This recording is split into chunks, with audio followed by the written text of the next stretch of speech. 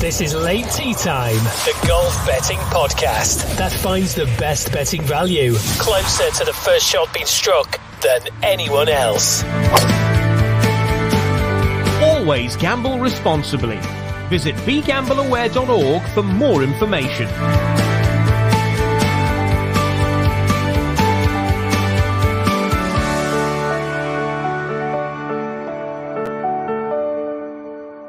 And a very warm welcome to you. It's a very, very late tea time podcast this week as we look ahead to the Mallorca Golf Open and the CJCup. And it's James and it's DT alongside me. Dave, how are you? I'm very well at this late hour of the day, but we're almost into tomorrow. But that's all my fault, by the way, because I've been all over the place today. So I have just managed to land at home, and we're going to look ahead to the two competitions this week, the two tournaments this week. But before we do, Mr. Tindall, we had a winner last week. Yeah, each way return, not the actual winner, but we had Victor Hovland, who came fourth at the Zozo Championship. I thought he was going to win after round three. I think he was 3 shots back, and he just had a bit of a terrible front nine. He really came alive on the back nine. He had an eagle and a couple of birdies and fast finish. So he got the place money. What was he, 22s or 20s? Something He like was, that. Yeah, he was 20, I think, wasn't he? Ahead of the tournament. 20s, yeah. You very, very eagerly contacted me, I think, after round 3. It said he could win this on your message, but it wasn't quite to be. But, hey, it's a winner, isn't it? It's adding to the betting balance as we go through. I'm going to give you the choice, Dave. Mallorca Golf Open or the CJ Cup to start with? Well, Mallorca, we haven't really got much time, have we, to be honest? But we'll talk briefly about that. So do you want to do that now, quickly? Okay, so we just go with your very best bet then on this one. Mallorca Golf Open, top end of the market, Rasmus Højgaard, he's 12-1. Ryan Fox is 16s. You've got Adrian Ortega at 20-1. And Eddie Pepperell, our mate, 25-1. Yeah, so we're going to have a little bet on Kiradesh Afibanrat, the Thai. He's done the DP World Tour blog this week, and he's talked about, he said this sort of stuff before, but he's talked about how he's feeling a lot at home again on the DP World Tour, where he's kind of made his fame. He's tried America, but he said he's felt lonely, so he's really enjoying his time back on the DP World Tour. And they're in Spain again, and they've been in Spain for the last 2 weeks. So I think he's just enjoying the camaraderie, and he sounds like he's really on the brink of playing really well. He's had a couple of good performances, but not quite. He's not quite got the belief, he says, that he can kick on to do so. But I think it's just getting the tournaments and the reps under his belt. So hopefully he can. He's close. He's got this week and next week to basically try and qualify for the season-ending DP World Tour Championship, which he wants to do. He'll need a big result, but he can get it. So, yeah, how do we play him? Have you got the markets there? What have you got best price on him for each way? So for Kiradesh Afibanrat, you can get him best price 66-1 for 6 places with Sky Bet. Right. So sometimes players like that, you might think, well, we're maybe backing for top 10, but he kind of needs to put the hammer down, really. So let's go for that win, shall we? We'll go each way. Okay. If you did want to play him top 10, you can get him at, he says, scrolling down to find him, 13-2 with Sky Bet as well. So it's either 13-2 if you take him for top 10, as I say, 66-1, 6 places with Sky Bet if you want to take him to win the thing. Yeah, we'll go the big price.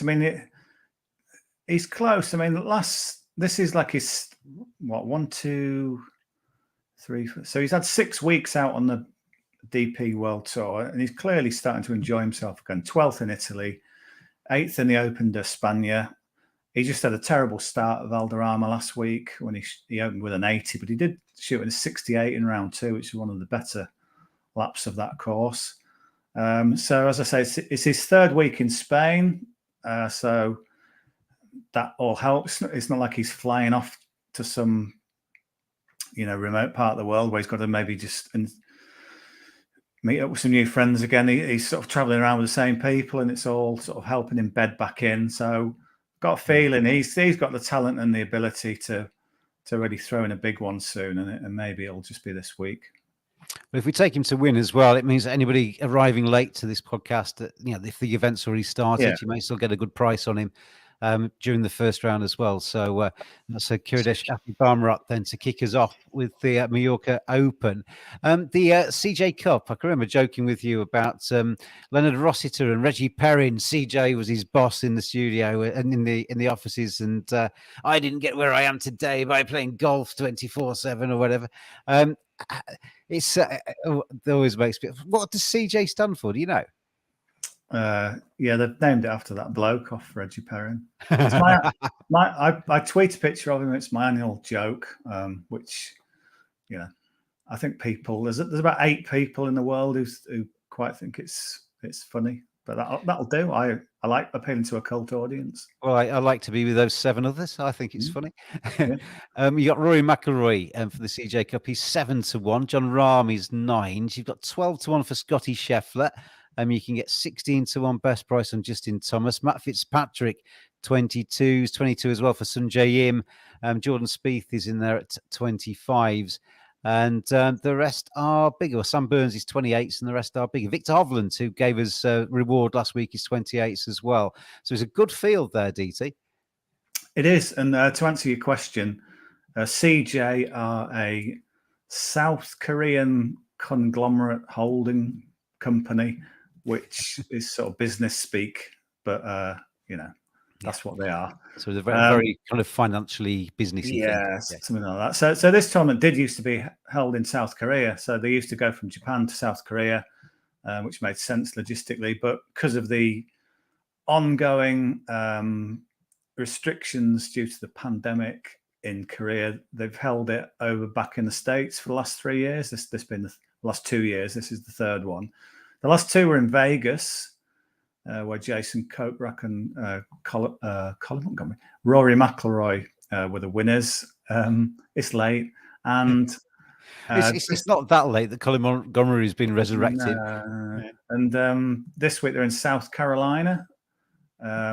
So one of the advantages of going very, very late, I mean, I'm sure there's a sweet spot and we're maybe a little bit late this week, but we've had now all the interviews from them. So just to spin through some of those, I'll give you some of the highlights. So Tom Kim, who we saw in the President's Cup, CJ are one of his sponsors. That was one of his lines.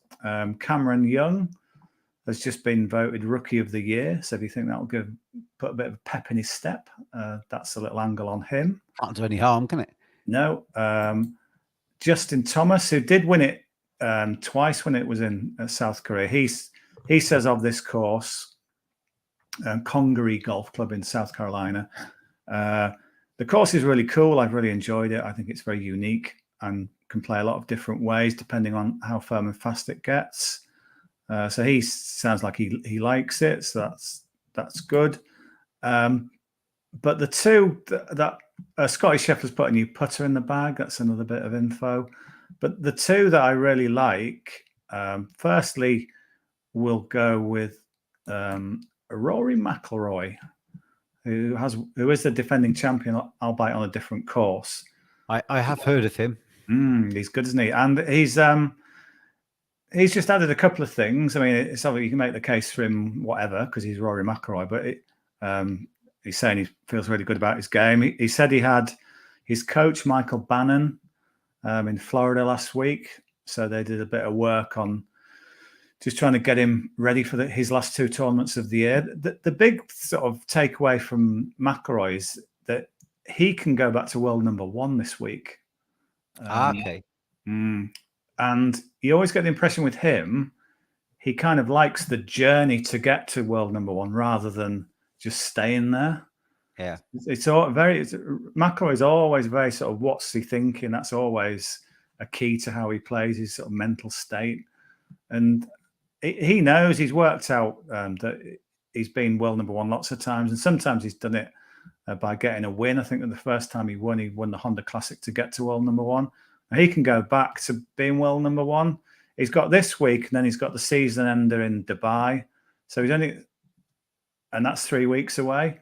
So he doesn't want to mess about. He's going to absolutely be going for it this week. It's a course that requires imagination, which I think will be good for him.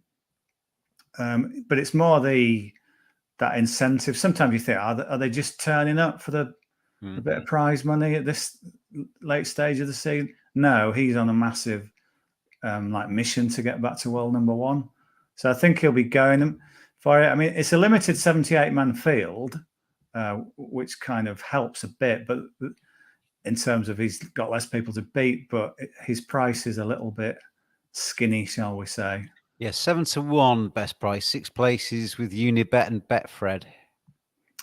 Yeah, so one of those ones, if you could play him in running, see if he gets to double figures, or the other way in, which maybe we'll do. I'll tell you what we will do, because this is a market that he does land quite a lot. First round leader.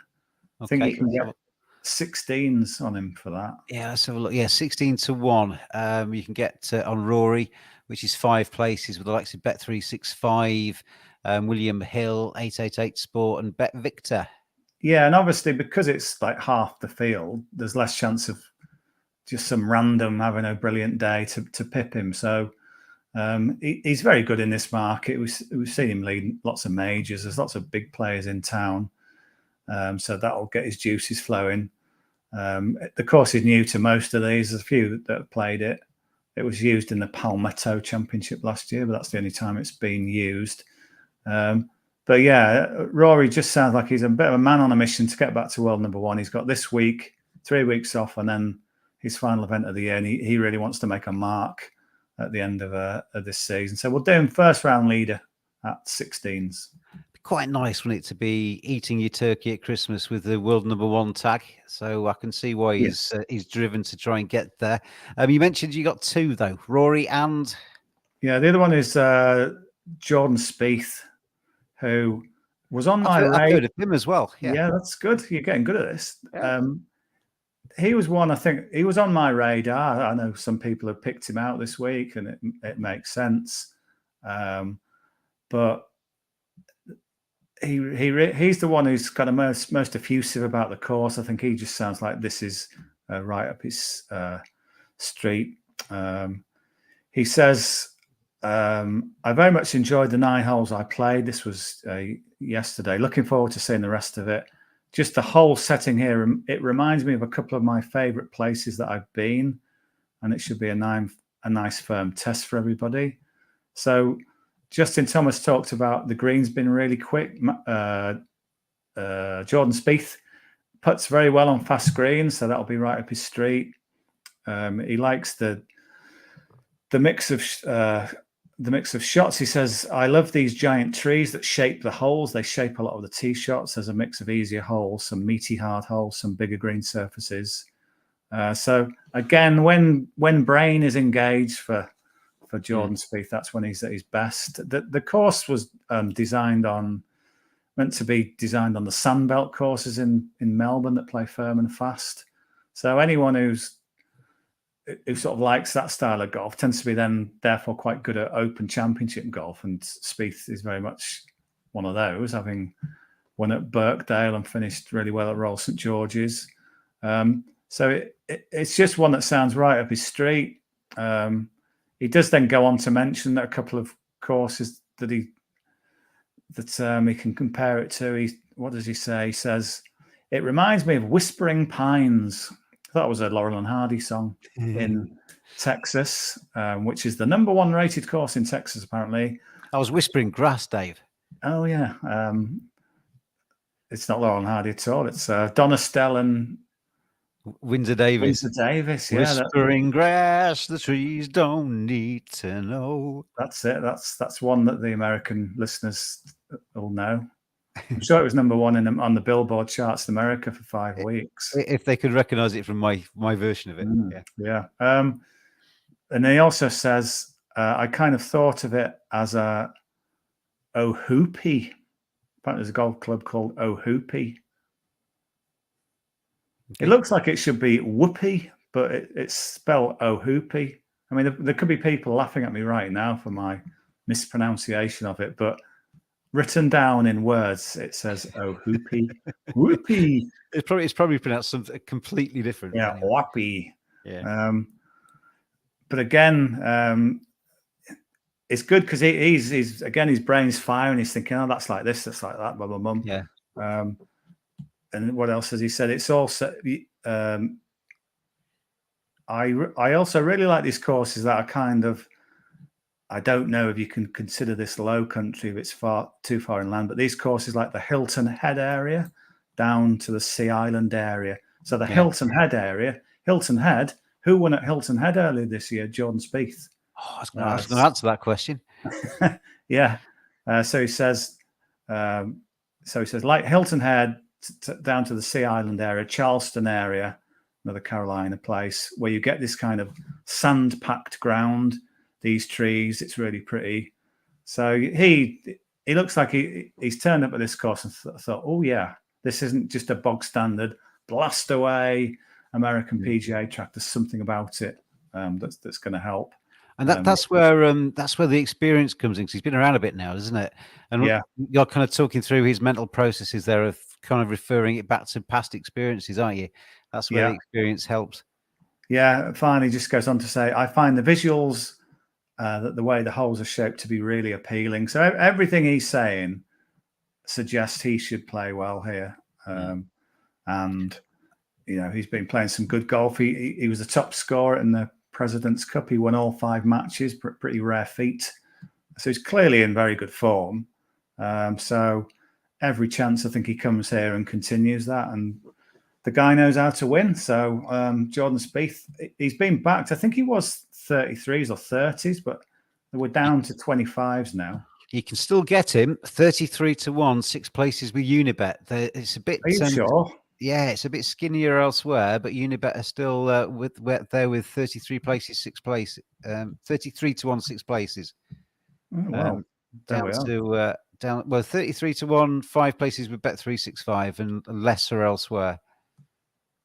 Right. Oh, that's good then. I thought he'd been clipped further. Are you definitely sure about this? Yes. I don't think you're right. I don't know what you're clicking on. Refresh your browser. Oh, am I in the first? Hang on a second. I'm still in the first round leader market. Yeah, you are. That's why. Hang on a sec. For winning. Right. Ignore me. James, it is late. Jordan Spieth.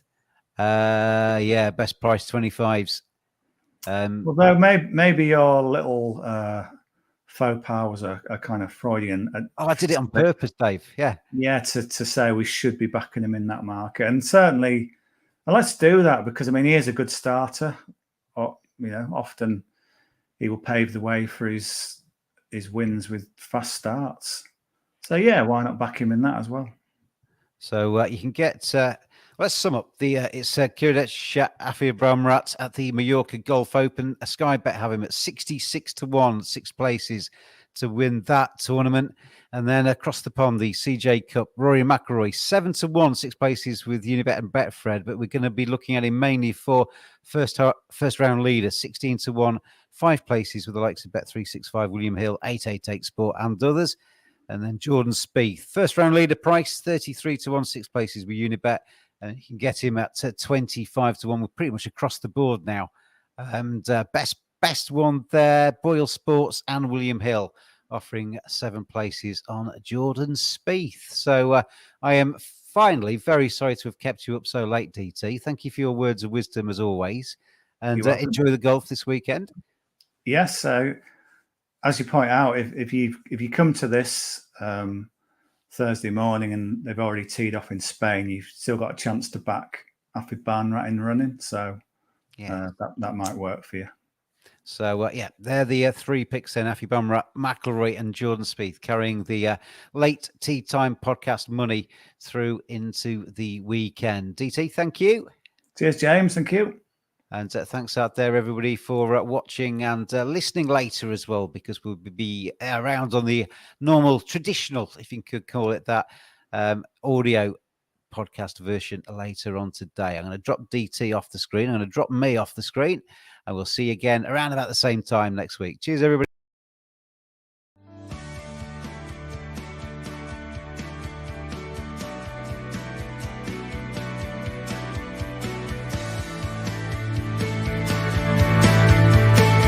Always gamble responsibly. Visit begambleaware.org for more information.